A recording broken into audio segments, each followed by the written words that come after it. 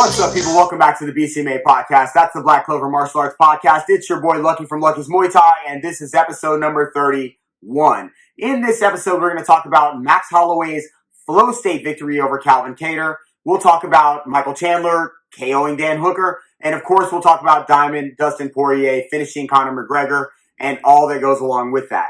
Last week, I didn't drop one of these because I did a pad video instead.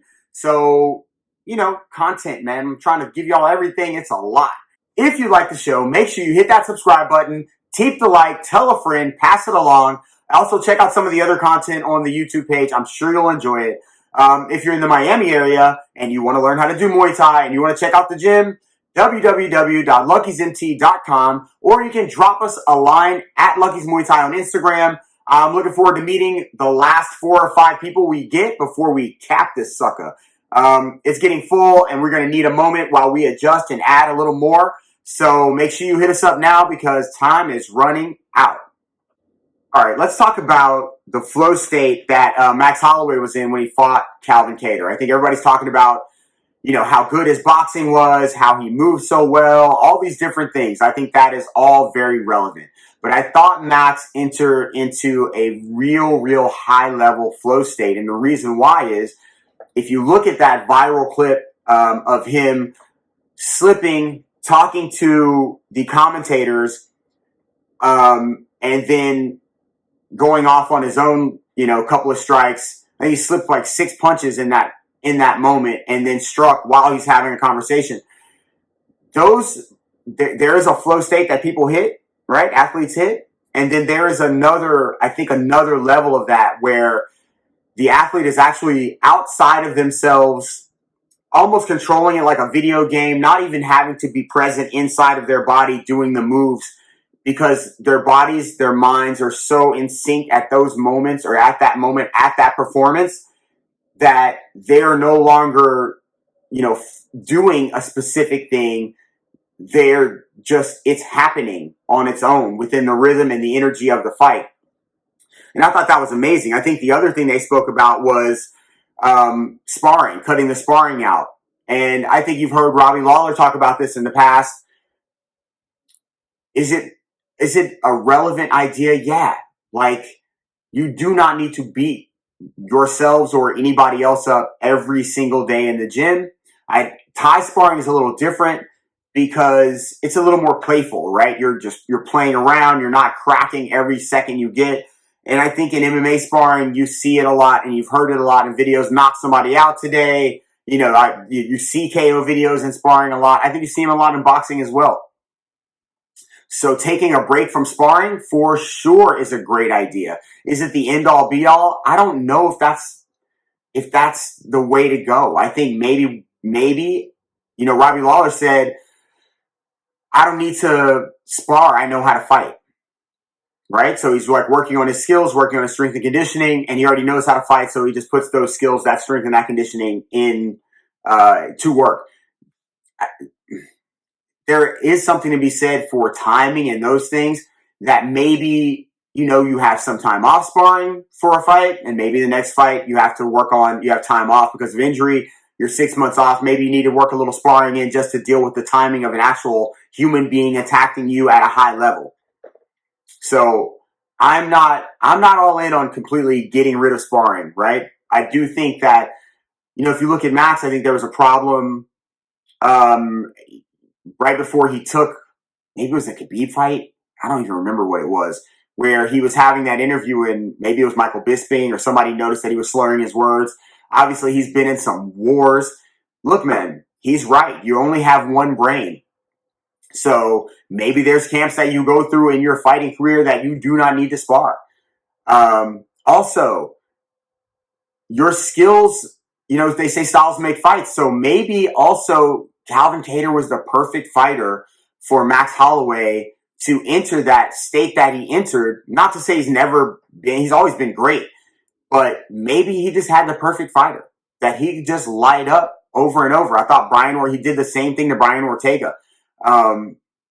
Sometimes you're going to have these guys where your level of striking is so much higher, or grappling, if you want to talk about that it's the perfect storm for a guy like Max, who is always seems like he's on the hunt for, this greatness. I think he's already great. But Calvin Kattar went in there, tough as nails. He was there for it. Max was there to dish it, and Calvin Kattar was there to take it. And I think that also had a lot to do with him being able to enter the state. I think that you've seen it before. Khabib, when he was beating up Michael Johnson, he had him on the ground, and he's talking to Dana through the cage, and he's talking to Michael Johnson, and it doesn't seem like he's, there's the effort there was minimal because he was just in this place where he was not there to be stopped. Floyd Mayweather had a conversation with commentators outside the ring when he heard them talking about the Super Bowl. So he listened in on the conversation. I don't remember who he was piecing up, but he's piecing them up the whole time. And then it's like, yeah, take the Patriots. And, there are moments and there are athletes that can enter a place that not everybody can get to, or not everybody does get to. But when they get there, it is exceptional. It is beautiful to watch. And you're watching something special. You've probably seen it in Anderson Silva. It's just, you've seen it. But it's amazing every time you see it. And I love that situation. I mean, Jordan, and I think the Come Fly With Me, maybe back in the day, he talked about, the rim just getting so big that everything went in. It couldn't miss. That flow state is a real thing. And it takes hours and hours of dedication, practice, and allowing your mind, body, and spirit to become one in some real geeky martial arts shit. That's really what happens. And you see it. It cannot be denied. It is a real thing. And Max Holloway put it on Calvin Kattar. And that's legit. You can go back and watch him talking. I'm the best boxer while he's slipping punches. And then, I mean, pretty dope. All right, so Michael Chandler knocked out Dan Hooker rather quickly. And people first of all, they were congratulating him. It was an amazing debut for the UFC. Also, I think there was a little bit of surprise. I don't know. I watched some videos and prior to the fight, and people were, Dan Hooker's going to be long. He's going to jab. He's going to do this stuff. And I was not surprised that Michael Chandler was going to bring the fight to him the way that he did. Michael Chandler's been waiting for this opportunity to fight in the UFC for how long? He's fought in Bellator and won titles and lost titles and taken tons of criticism. He took criticism for being the one that came to the UFC instead of, one of the Pitbull brothers or whatever the case may be. But Michael Chandler has worked his ass off for this. I was not surprised that he was going to be super aggressive and be a dog in there, because that's the way he fights. He is not a, laid back and relaxed kind of dude and allow you just to do whatever you want to do. He's going to bring the fight to you, and you got to be a little bit prepared for that. And not to say that Dan Hooker was, I don't even know exactly, I haven't heard what his thoughts were. But it looked to me as if Chandler immediately was in his face and trying to not ever let him get established, which is exactly what he needed to do, being the smaller guy against the guy with the longer reach, longer legs, all that stuff. You cannot allow them to establish the distance and space and time. Once they do that, it's hard to break through that sort of, invisible shield that is their jab, their teeth, their jab, their teeth, the high kicks, the low kicks while they're moving away. It's a hard space to close, so you have to close that early, and I think he did that. For people that were surprised at this, if you've ever seen Michael Chandler's social media, this dude does two things. He takes care of his family and he trains. That's it. So if you ask me, that to me showed me everything. He had to listen to all these people say he wasn't good enough to be there. He wasn't good enough to leave Bellator. Probably heard people tell him he wasn't good enough to win titles in Bellator. But here he is on the biggest stage, and you thought for 1 second it was going to be a feel out. Let's try to figure this out. Let's break this puzzle. No. I came here to win the title in this division, and I need to make a statement and show everyone that I'm not here to joke around. I'm here to win. And I believe he made his statement. So how good is Dustin Poirier? Ask Conor McGregor how good Dustin Poirier is. He's better than Conor McGregor. He is. He stayed and fought. He fought the wars. He won the interim title. He beat Justin Gaethje. Like, the dude is real good. And Conor is good. But Conor's innovation has stopped a long time ago. His innovation left the martial arts industry and went into the entertainment industry. He innovated. He said, I'm going to fight and cross over and fight Floyd Mayweather on the biggest stage. It wasn't like it hadn't been done before. But at that level, that's innovation. He opened some doors for people to make money. Liquor whiskey company. He innovated. Have other people done it? Yeah. But he was the first one to really get in there and like, I'm doing this in the UFC. He innovated things. We have to remember that he was innovating in a martial arts way before. Remember, he had his movement coach playing touch butt in the park, as Nate Diaz so eloquently put it. But after that stopped, his innovation turned into a different direction. So when he came back to fight, listen, he fought Cowboy Cerrone. Cowboy said he didn't want to be there. Look at Cowboy's last bunch of fights. He didn't.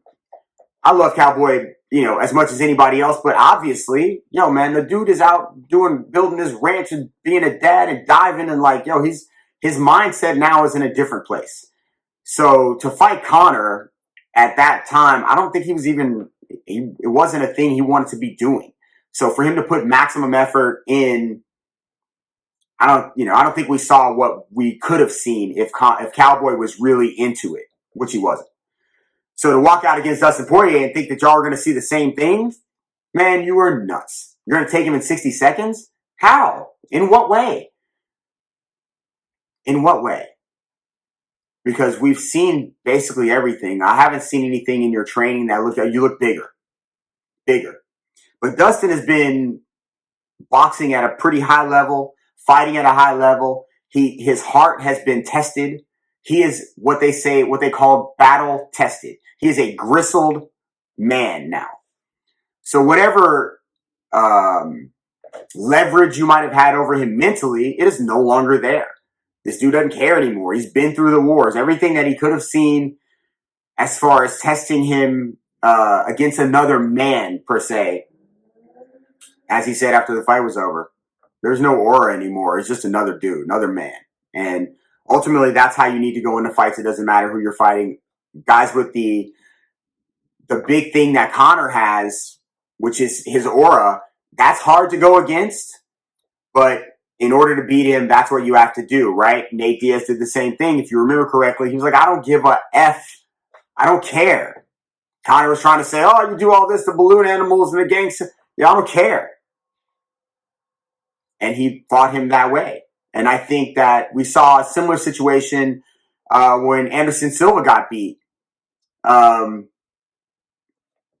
just have to not care, right? They have to be another person. Now, on the other hand, if you sign on that line and you say I am levels ahead or above that, I don't care about your whiskey company. I don't care about your whiskey company. I don't care about your promotional company. I don't care about your movies, clothing. I don't care about any of that. And the reason being is they send you a contract, and in that contract it says, I'm going to fight at the highest level on this date, barring injury, of course, and that's what I'm getting this such and such, paycheck for. So you showed up, you brought your game got stopped, stuffed, and you got finished, period. Fair play to Dustin, as you said, all that other stuff, inactive, all that stuff. Yo, man, it's irrelevant. It's irrelevant. Dustin Poirier is a monster. He's a beast. He is a wonderful fighter. And Conor has lost his innovative mindset for martial arts, maybe. Maybe it's still there, but we have yet to see it. I've been expecting, since he's been doing all this Dylan Dennis work, that I was going to see some more, high-level grappling stuff. I just haven't seen it. And maybe it is because of the companies and all that stuff. And if that is the case, then you either need to fight opponents that aren't at the highest level just yet, which you're not going to be able to get away with, or you need to stop fighting, or you need to cut all that stuff out and dedicate 100% to, the thing that got you that, if that's what you really want. Because otherwise, it's going to be a difficult road if you look at the 55ers that are there now, and all of them want your head. Now, especially that they see you're beatable. I think a similar thing happened to Fedor. Once Fedor got beat, everybody was like, I got to fight him now. So, good luck on that quest to, the next 4 fights or whatever, 3 fights this year and 1 next year, whatever the case may be. Dustin Poirier is simply a better fighter right now, period. And he proved it. Once again, if you like the show, hit that subscribe button, keep the like, drop us a line at Lucky's Muay Thai, www.luckysmt.com. Oh, I said that fast, yo. I got on my Cobra Kai shirt. If you haven't watched this last season, please watch it. I'm not on it or anything, but it was dramatic and I loved it. I can't wait for the next season. Inject that shit in my veins. Anyway, I love y'all. I'll holler at you later. I'm out of my mind. Peace. Don't wanna complicate ya.